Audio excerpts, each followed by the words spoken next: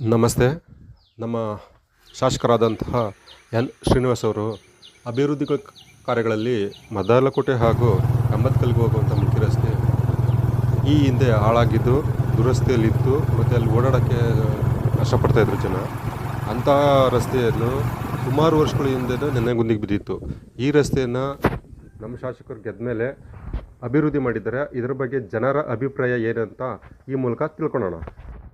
ಇದು ರಸ್ತೆ ಎಷ್ಟು ವರ್ಷದ ಹಿಂದೆ ಆಗಿತ್ತಣ್ಣ? ಸರ್ 28-30 ವರ್ಷದ ಹಿಂದೆ ಆಗಿತ್ತು. ಕೂಲಿಗೆ ಕಾಸು ಇಸ್ಕೊಂತಿರಲ್ಲ ಜನ. ಗೋಧಿ ಕೊಟ್ಟು ಹೋಗೋರು ಇಸ್ಕೊಂಡು ಹೋಗೋರು ಕೂಲಿಗೆ ದುಡ್ಡು ಇಸ್ಕೊಂತಿರಲ್ಲ, ಗೋಧಿ ಇಸ್ಕೊಂತಿರಲ್ಲ. ಒಟ್ಟಿಗೆ ಊಟ ಇರ್ಲಿಲ್ವಲ್ಲ, ಅವಾಗ ಗೋಧಿ ತಗೊಂಡೋಗಿ ಊಟ ಮಾಡ್ಕೊಂಡ್ರು. ಅವಾಗಿರೋ ರಸ್ತೆ ರಸ್ತೆ ಬಗ್ಗೆ ಹೇಳ್ಬೇಕಂದ್ರೆ ನಮ್ಮ ಶ್ರೀನಿವಾಸ ಮೂರ್ತಿ ಅವ್ರು ಬಂದ ಮೇಲೆ ಅಭಿವೃದ್ಧಿ ಆಗಿದೆ. 38 ವರ್ಷದಿಂದ ಕಾಣಬಾರ್ದೆ ಕಂಡುಬಿಟ್ಟಿದ್ದು, ಅವ್ರು ಬಂದ ಮೇಲೆ ಅಭಿವೃದ್ಧಿ ಆಗಿದೆ. ಅವ್ರ ದೇವ್ರು ಚೆನ್ನಾಗ್ ಮಾಡಲಿ. ಇನ್ನೂ 5 ವರ್ಷ ನೆಕ್ಸ್ಟ್ ಇಯರ್ ಅವರೇ MLA ಆಗ್ಲಿ. ಇವಾಗ ಚೆನ್ನಾಗಿ ಮಾಡೋರು ತಾನೆ? ಹೌದಾ?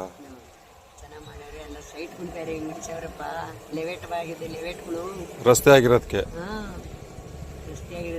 ಲೆವೆಟ್ಗಳು ಮಾಡವ್ರೆ. ಜಮೀನುಗಳನ್ನ 2 ಎಕರೆ 3 ಎಕರೆ ಒಳಗೆ. ಮುಂಚೆ ಹಿಂಗಿರ್ಲಿಲ್ಲ ಅಲ್ಲ? ಇಲ್ಲ ಕಣ, ಪರವಾಗಿಲ್ಲ ಅಲ್ವಾ ಶ್ರೀನಿವಾಸ? ಮೇಲೆ ಪರವಾಗಿಲ್ಲ, ಕೆಲಸ ಮಾಡೋರು. ಸಖತ್ತಾಗಿ ಗುಂಡಿ ಆಗ್ಬಿಟ್ಟಿತ್ತು. ಇಲ್ಲಿಂದ ಸ್ಟಾರ್ಟ್ ಆದ್ರೆ ಕಂಬದಕಲ್ಲಿಂದ ಮದ್ದಲಕೋಟೆ ತಕ್ಕ ರೋಡ್ ಚೆನ್ನಾಗಿದೆ. ಗುಂಡಿ ಈಗ ಚೆನ್ನಾಗದೆ. ಈಗ ಅಲ್ಲಿ ಕೂತ್ಕೊಂಡ್ರೆ ಬೋಟ್ ತಕ ಕುಡಿದ ನೀರು ಅಲ್ಲಾಡ್ದಂಗೆ ಹೋಗ್ತಾರೆ.